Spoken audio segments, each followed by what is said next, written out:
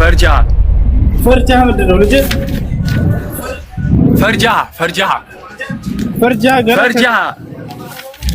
ምንድነው فرجها كيف ያገኘው ሱረቱ መርየም 16 የኢምራን ልጅ ምንድነው ብልቷን ነፋፋንላት ፈርጃሃ ነፋፋንላት ሚላል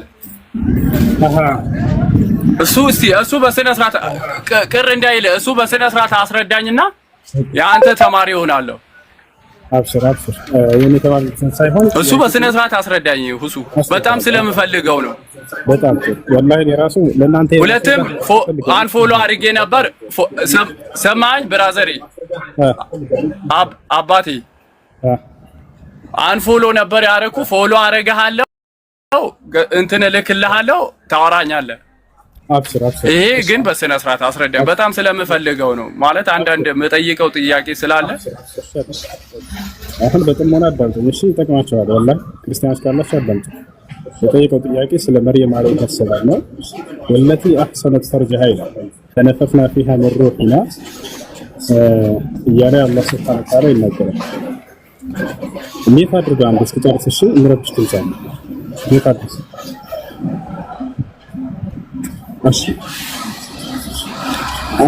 እሺ እሺ አባይ ይርብሻል ምን ይላል አላህ ሱብሓነሁ ወተዓላ እዚህ ቦታ ላይ በሁለት ቦታ ላይ ይጠቅሱታል አንደኛ በሱረቱ አልአንቢያ ላይ እና ሁለተኛ በሱረቱ አት-ተሕሪም ላይ ወመርየም ابنة عمران التي احصنت فرجها ይላል ስለ ማርያም እየተናገረን አላህ ሱብሓነሁ ወተዓላ ያቺ ብልቷን ከማመንዘር የጠበቀች እያለ ይገልጻታል ለምንድን ነው ይሄን መግለጽ ያስፈልገው አላህ ሱብሓነሁ ወተዓላ ምክንያቱም አይሁዲዎች ብልቷን ከማመንዘር አልጠበቀችም በዝሙት ነው የወለደችው ልጇን መሲሁን ብለው ስለቀጠፉባት አላህ ሱብሓነሁ ወተዓላ የማርያምን ክብር ይገልጽላት ብልቷን እንደማንም እንዳላረከሰችና በማርከስ ልጇን እንዳልወለደች ሊገልጽላት ዘንድ አላህ ሱብሓነሁ ወተዓላ ይሄን የተናገረው ለዚያ ነው ወለቲ አህሰነት ፈርጀሃ ያቺ ብልቷን የጠበቀች ከማመንዘር እያለ ይናገራል አሁን እዚህ ቦታ ላይ ሄደች ብልት ያለውን ነገር ምናልባት እሱ የሚያስነውር ነገር መስሎት ይወሰጃል ይሄን ነገር እያነሳ ያለው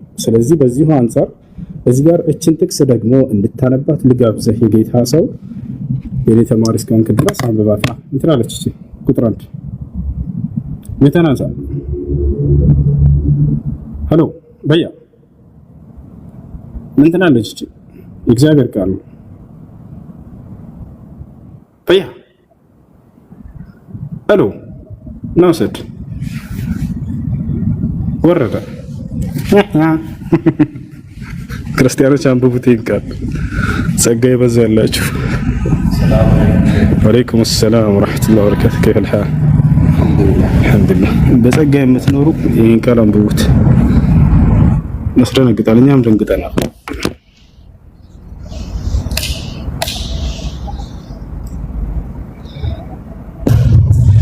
الله أكبر الله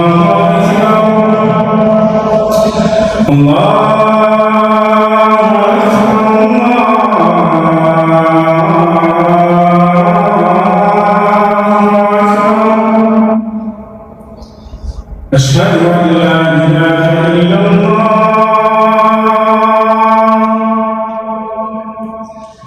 أشهد أن لا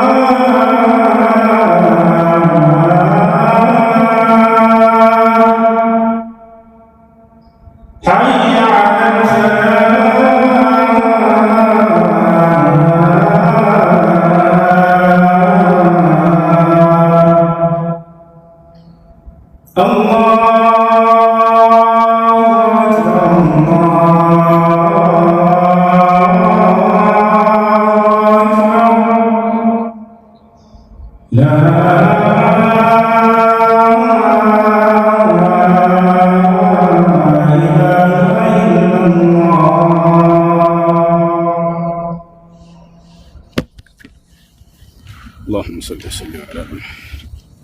اللهم رب هذه الدعوة التامة والصلاة القائمة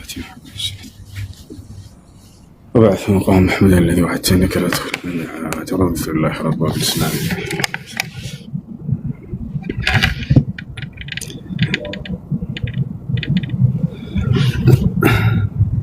እንደው ማርያምን ቢወዷት ኖሮ ይሄን የቁርአን አንቀጽ ሲያዩ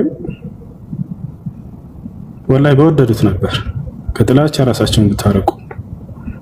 ለማርያም ክብር የተገለጸ የሆነ የቁርአን አንቀጽ ነው። የማርያምን ክብር ላጎደፉ ሰዎች የተሰጠ መልስ ነው ከአምላካችን ከአላህ ዘንድ። ብልቷን ያልጠበቀች አመንዛሪ ነች ብለው ሰደቧት። አላህ ሱብሓነሁ ወተዓላ ላ ብልቷን የጠበቀች ያላመነዘረች ንጹህ ሴት ነች ብሎ የተናገረበት ቃል እኮ ነው። ነገር ግን ለማርያም ክብር የላቸው። ለማርያም ክብር ያለው ሰው ይሄን የቁርአን አንቀጽ በጣም እንዳውም ባየ ቁጥር ምን ያክል ንጽህናዋን የመሰከረላት የሆነ አንቀጽ ነው ብሎ ሊደነቅበት ይገባ ነበር። ከጥላቻ ራሳችሁን አረቃችሁ ቁርአንን አንብቡት። ስለ ማርያምና ስለ ኢየሱስ የተናገራቸውን ቃላቶች ብታዩ ቁርአን በጣም ትደነቃላችሁ። በጣም ነው ያከበራቸው። ወለቲ አህሰነት ፈርጀሃ ብሎ ገለጸ። ያቺ ብልቷን ከማመንዘር የጠበቀች ንጹህ ሴት መባሉ ምንድነው? ብልት የሚለው ቃል ስላገኘህ ከሆነ ከዚያ በላይ አስጠያፊ ቃል ነው ቅድም ያሳየው። አንተ አታነበውም ከልጆች ፊት ይሄን እንትኑ የተቆረጠ ሰው ብለህ አታነበውም።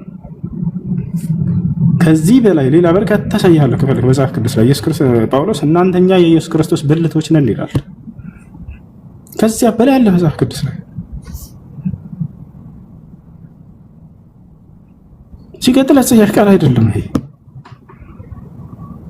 ፈነፈኽና ፊሃ ሚን ሩሒና በእርሷም ላይ ከመንፈሳችን ነፋን ይላል። ወይንም ዘራን ማለት ነው። ነፋን የሚለውን በራሳቸው ሲፈላሰፉ ይውላሉ። ነፈኽና ማለት ነፋን እፋልን ማለት ነው። ዘራን ማለት ነው። መጽሐፍ ቅዱስ ላይ ቃል አለ ወይ? አዎ አለ።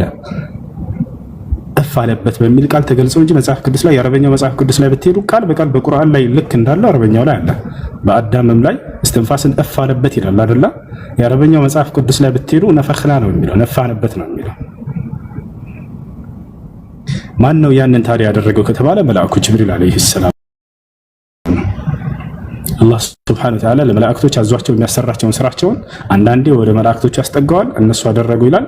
አንዳንዴ እኔ ያደረኩኝ ይላል፣ በእርሱ ትእዛዝ ስለተሰራ። ስለዚህ መልአኩ ጅብሪል ሄዶ የሰራውን ስራ ወደ ራሱ አስጠጋ አላህ ሱብሓነሁ ወተዓላ። ፈነፈኽና ፊሃ ሚን ሩሒና ይላል። ከመንፈሳችንም በእርሷ ላይ ዘራንባት ማለት ነው። ومريم ابنة عمران التي أحصنت فرجها فنفخنا فيه من روحنا وصدقت بكلمات ربها له مريم عليها السلام الله يودساتنا بقيتها بأني بالله قال أوني على جنج ደግሞ ብሎ ገለጻት። አምላክ አላህ ሱብሓነሁ ወተዓላ የተናገረውን በነብያት ላይ ያወረደውን ቃል የምታምን ነበረች ብሎ ገለጻት። የትልቅ ውዳሴ ነው። ወሰደቀት ማለት ዝም ብሎ ማመን ብቻ እንዳይመስላችሁ በተግባር በማረጋገጥ ያመነች ስለሆነች ነው ወሰደቀት ብሎ ይገልጻት።